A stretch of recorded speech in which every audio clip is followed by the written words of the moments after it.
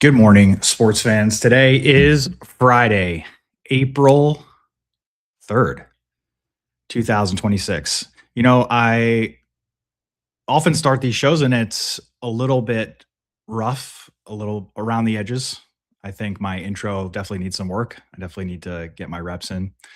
And I think part of the reason that I kind of stumble out of the gate is because I'm trying to introduce people to the show and what makes it unique and really talk about, how the sports fans on Rate Game are the ones that determine what we talk about, and using the sentiment and the ratings from the fans is really ultimately, how we know what the games that are good, and we know who the players were, we know all the stuff about the world of sports. What I don't talk about and what I don't actually lead with ever is the fact that Rate Game is not just about like the sports fans rating the game. It's also about the fact that it's the only sports app and the only sports platform I know that does not talk about gambling, doesn't reference it, doesn't show it, doesn't make any aspect of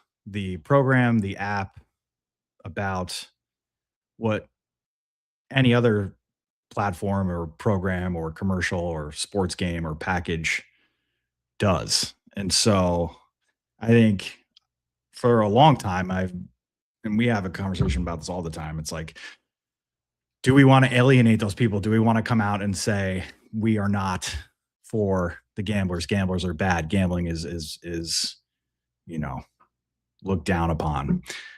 And I think,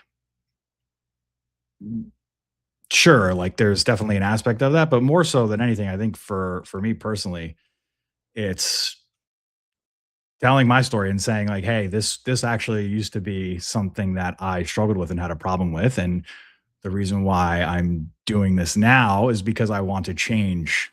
I want to make a difference. I want to give somebody else the opportunity and the space that I didn't have for myself when it comes to appreciating and enjoying sports in 2026. And I think we're certainly up against it and we're in the minority, but I think that there is a lot of conversation that's happening now, especially, and a lot of folks that are looking for a place like Rate Game where they can come and just enjoy sports without an angle, without a ulterior motive, just for the love of the game. And so, longest intro I've ever done, but the short of it is that yes, this is a show that's powered by the sports fans, and it is also a show that does not talk about gambling. It is just about sports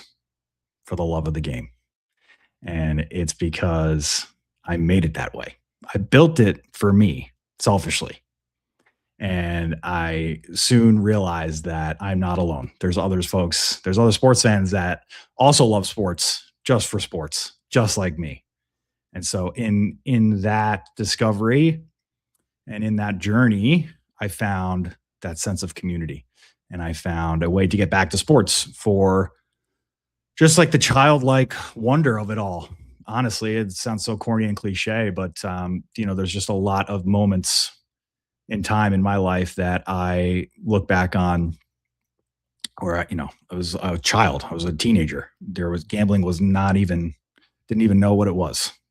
And sports persist throughout all of that. There's just a wholesomeness and a pureness of sports that I don't think gambling will ever touch. Try as it might, and in the different forms and all the different iterations and variations in all the different mutations. It's become this infectious disease gambling has. But I think the shining light and the thing that gives me a lot of hope is, especially on the world stage, there's no gambling.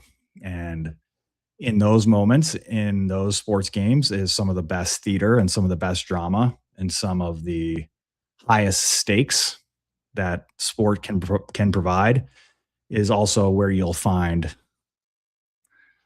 the best sports fans and the biggest and the strongest sense of community. I'm talking about like on the World Cup stage and the World Baseball Classic when you have players and athletes playing for their country and the citizens of the country as the fans, and gambling can't get its claws in there. It just feels like it feels like sports were intended to be. And it also produces the best moments. So for that reason, I am hopeful, I'm thankful, and I'm going to be helping in any way I can to pioneer and to just kind of go against the grain here. So that is really yes, yeah, Flame, you know the deal, Flame. Flame, I'm always so impressed by your just I guess like I wonder why, or I wonder how you recognized immediately that how bad gambling was for sports, even though you weren't exposed to it yourself. Because I think you shared that it never was something that you even considered.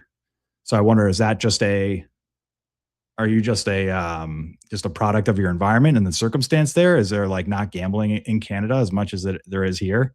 I always wonder that. And I don't know if you can hear me, but I imagine you can. You can. Nice.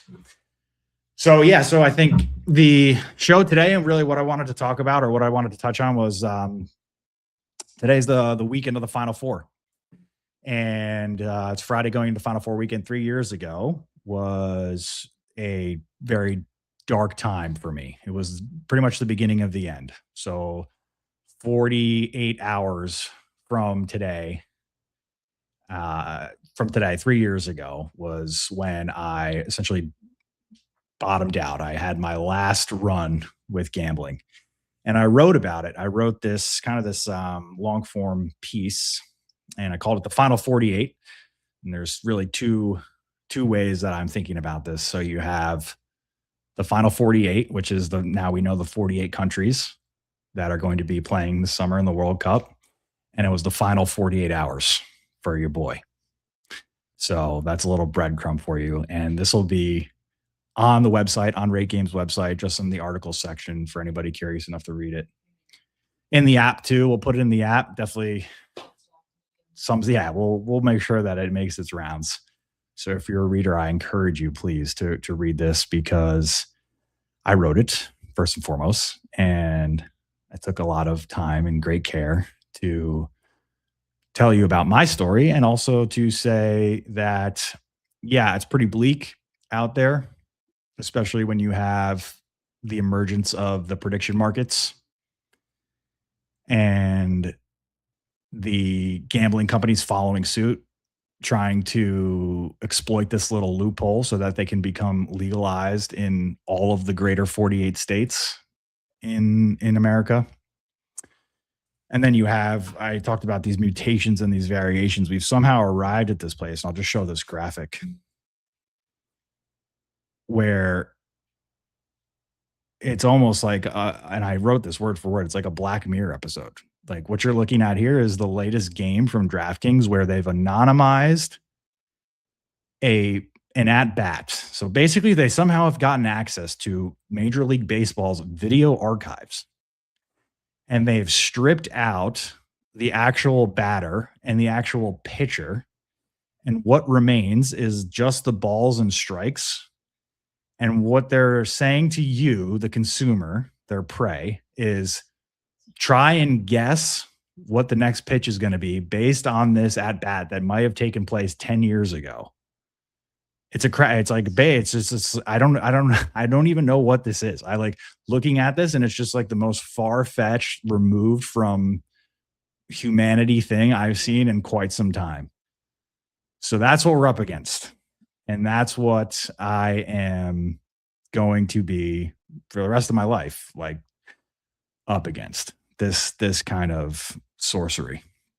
It's insidious. It's Flynn just used that word.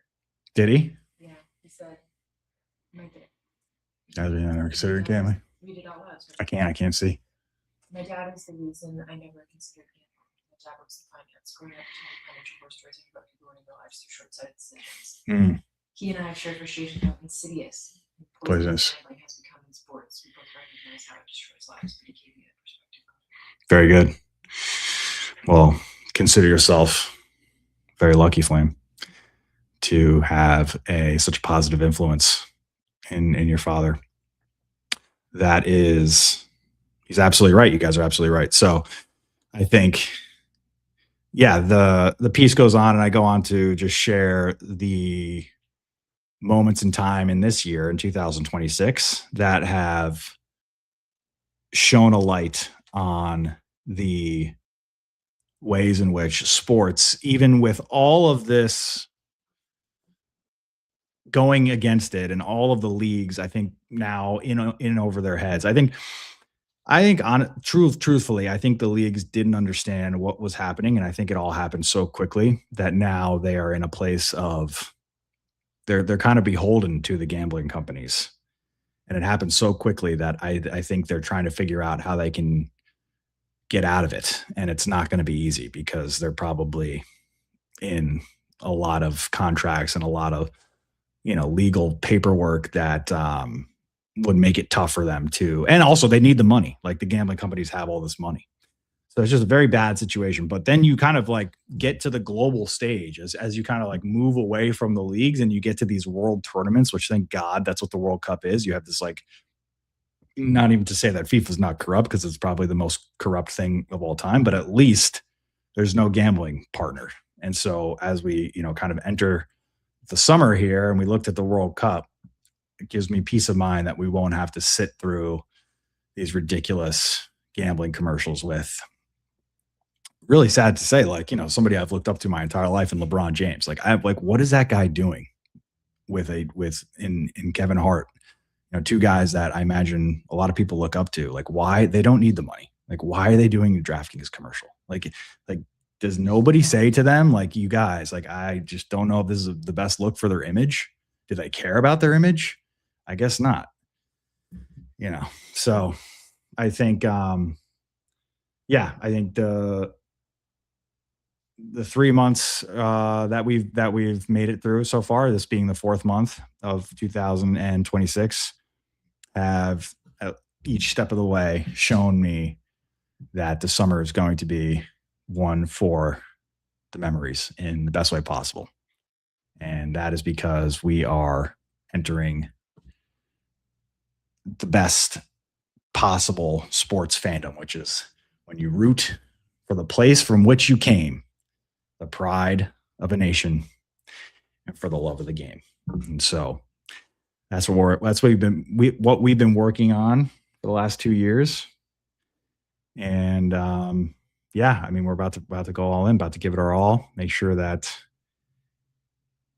if you watch this, tell somebody about it. Get somebody on RateGame. If you're gonna watch a game this weekend, give it a try. If you're on RateGame, thank you for rating the games. And if you're in the community in the chat, I really appreciate the kind words, and thanks to everybody who's been supporting us. It makes it all worth it. Makes it all worth it. Yeah. So not a traditional episode or live stream today. Just wanted to get on here and say sincerely appreciate y'all. And even though today is a 3-year anniversary of a very dark time in my life, it is nothing short of miraculous that I'm able to get here to speak to you live from a place not of embarrassment, but of pride. So thank you. Appreciate you. It's a great day to rate some games this weekend and tomorrow. Yeah, we'll be live tomorrow. We'll be live tomorrow at an earlier time. We also want to apologize for not sticking to my commitment in terms of the timing. I mentioned that every day during the week it's going to be 9 a.m. and I let you down.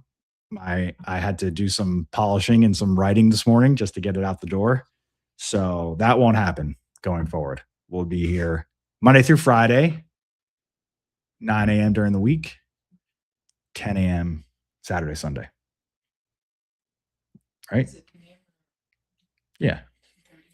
10:30? I don't know. Well, yeah, maybe I should ask the chat. If you guys have a preference, please let me know because that's who I'm making the show for you guys. So let me know if 10 a.m. is too early. Maybe 11 o'clock. Who knows? I will. We'll figure it out. We'll get there together. But tomorrow I will be live. Make no mistake about it. And then Sunday I will be live. Well, tomorrow night we got the Final Four. So much to talk about tomorrow. We'll have a full action-packed show. And then Sunday and then Monday we'll get the final. So very, very exciting. And then 2 weeks we got the playoffs. We're starting to cook again. Little engine is starting to rev up. So very exciting. And yeah, we got a full weekend ahead. Happy Friday. Have a great day. Have a great weekend. It's a great day to rate some games. Yeah, thanks for tuning in. I know it was a little bit short today, but we'll be back again tomorrow. My name is Nick Mark George. And that's it.